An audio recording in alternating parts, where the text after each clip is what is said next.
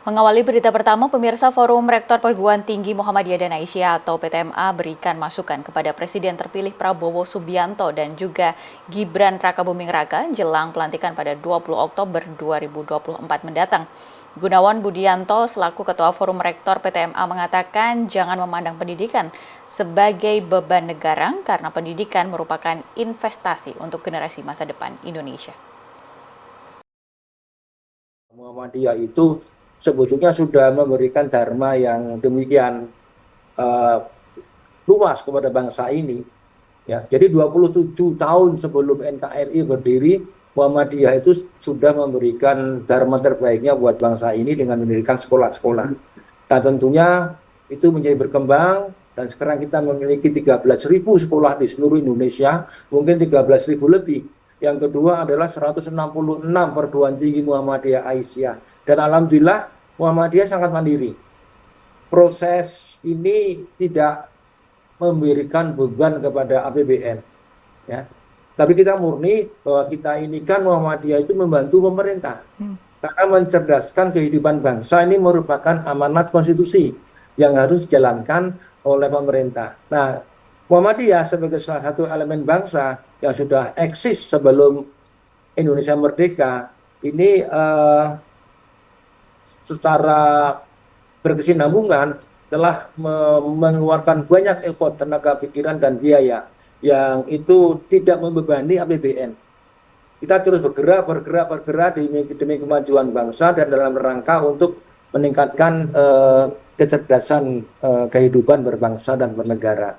Oleh karena itu kita mohon waktu itu agar supaya memang kita yang sudah berhikmat ya di dalam dunia pendidikan dan juga kesehatan ya, itu tidak berada pada sistem perundangan dan peraturan yang membuat kita menjadi tidak nyaman.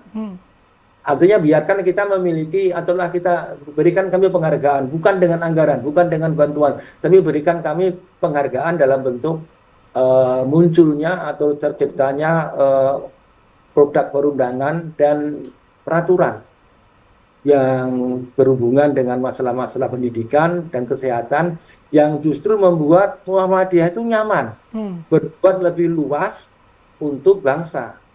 Dan Muhammadiyah terbiasa dengan memberi.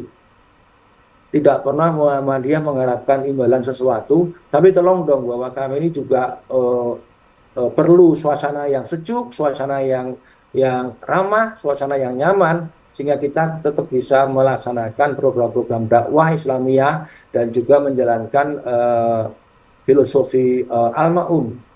Ya.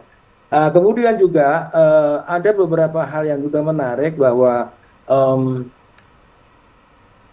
dalam pendidikan misalnya, ya, artinya kita ini membantu pemerintah dengan usaha kita sendiri, bahkan dengan sumber daya Muhammadiyah yang demikian besar. Tapi janganlah kami ini dipandang sebagai sebuah usaha bisnis, sehingga kami harus menanggung beban pajak yang demikian besar. Artinya pola pendekatan perpajakan boleh, tapi kemudian kita minta ada satu taksonomi yang spesifik ya untuk ke Muhammadiyah ataupun ormas-ormas yang lain yang secara sukarela sudah puluhan tahun bahkan lebih dari 100 tahun memberikan dharma baktinya kepada bangsa ini. Kami juga sangat sangat sangat paham betul bahwa Pak Prabowo Subianto itu menjadi